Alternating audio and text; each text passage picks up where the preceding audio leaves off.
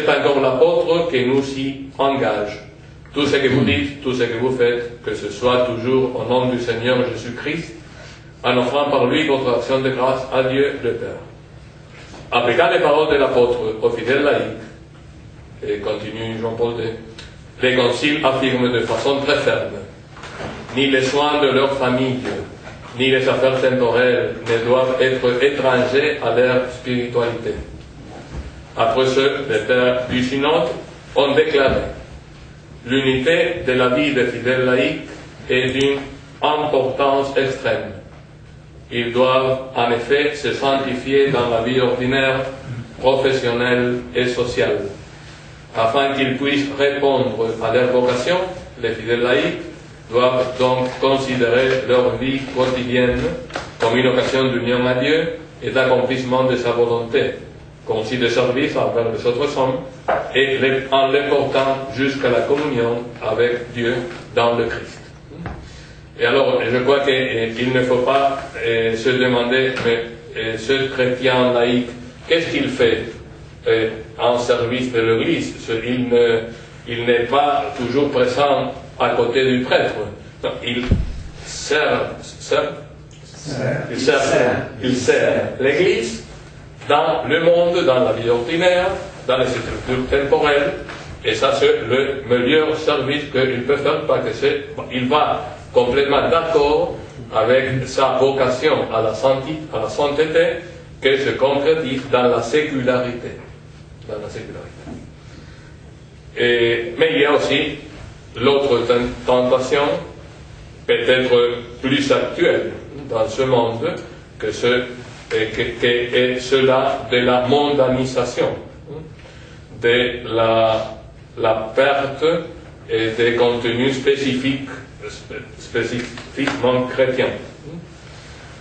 Et alors, la mondanisation, c'est-à-dire la séparation radicale entre foi et vie, pour éviter ça, il faut vivre ce que les christifidèles laïci appellent unité de vie, et que c'est aussi un concept très utilisé par Saint José-Marie.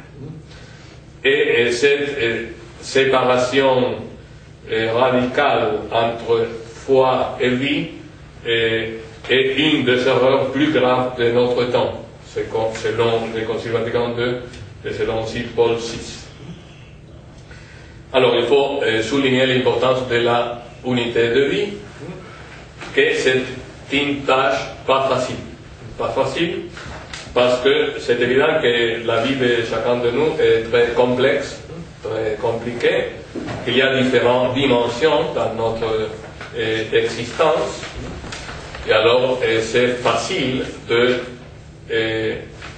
prendre une dimension comme la dimension centrale et oublier les autres dimensions, ou se plonger seulement sur les choses économiques ou sur la famille, mais en oubliant les devoirs sociaux, etc.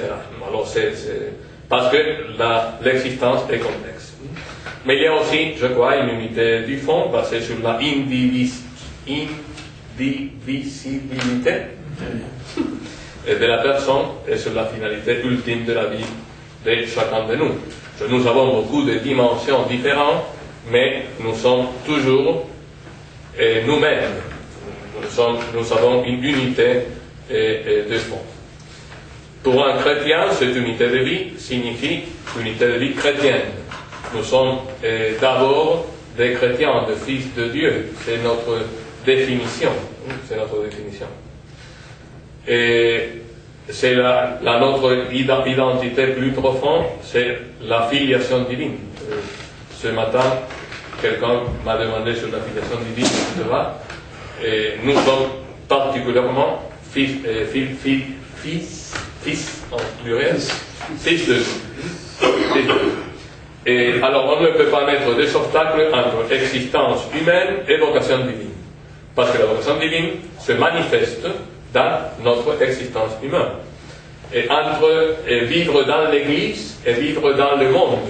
Parce que nous vivons dans l'Église et à travers notre présence dans le monde. notre appartenance à l'Église, l'appartenance des laïcs dans l'Église se concrétise dans leur présence dans le monde. Église et monde ne sont deux choses complètement séparées. Et l'insertion des laïcs dans l'Église est à travers leur présence dans le monde. Et la séparation entre logique humaine et logique surnaturelle, il faut trouver la synthèse d'avoir notre tête dans le ciel et notre pied sur la terre. Et entre raison et foi, le sujet plus important de ce pontificat. Retrouver le rapport harmonique, complémentaire entre raison et foi, entre science et croyance, etc. Et alors il y a un texte très profond, je crois très clair, de San José Maria, prononcé à l'Université de Navarre il y a 40 ans exact, plus ou moins exact, en octobre de 1967, où il parle très clairement sur la nécessité de trouver cette unité de vie, et de trouver la vocation à la sainteté dans ce monde, dans la vie ordinaire, à travers la sanctification des différentes dimensions de l'existence humaine. J'ai nécessité de l'enseigner en utilisant des paroles de la Sainte Écriture. Le monde n'est pas mauvais, puisqu'il est sorti des mondes de Dieu, puisqu'il est sa création, puisque j'avais la contemplé et vu qu'il était bon. C'est nous les hommes qui les rendons laides et mauvais par nos péchés et nos infidélités. N'en doutez pas, mes enfants, toute forme d'évasion hors de son réalité quotidienne est pour vous, hommes et femmes de ce monde, à l'opposé de la volonté de Dieu. Tout au contraire, vous devez maintenant comprendre avec une clarté nouvelle, et je peux ajouter que nous avons une clarté nouvelle avec les nouveaux textes du magistère, en particulier Christi Fideles Laici, que Dieu vous appelle à le servir dans et à partir des tâches civiles, matérielles et séculières de la vie humaine. C'est dans un laboratoire, dans la salle d'opération de l'hôpital, à la caserne, et dans une chaire d'université, à l'usine, à l'atelier, aux chambres, dans les foyers familiales et au sens de l'immense panorama du travail. C'est là que Dieu nous attend chaque jour. Et unité de vie que ne signifie pas confusion. Ce matin, nous avons parlé de la confusion entre ordre naturel et surnaturel, pouvoir politique, pouvoir spirituel. Pas confusion, il faut faire des distinctions, et autrement serait du cléricalisme, au moins d'un point de vue que nous l'avons défini ce matin, ou un surnaturalisme, un spiritualisme. Et je crois que pour comprendre en profondeur l'unité de vie nécessaire à la sanctification des laïcs, aussi des prêtres, de tout le monde, mais en particulier des laïcs, nous peut aider la vérité de leur incarnation. L'incarnation. Sur le Verbe de Dieu qui a assumé tout ça qui est humain pour l'élever à l'ordre surnaturel. Les choses humaines sont deux chemins pour faire la rédemption. À partir de la incarnation du Verbe, il n'y a pas de choses nobles sans rapport avec la vie chrétienne. Il faut découvrir, et je cite San José Maria, qu'il y a quelque chose de saint, de divin, qui se cache dans les situations les plus ordinaires, et c'est à chacun d'entre vous qu'il appartient de les découvrir. Ok. Alors,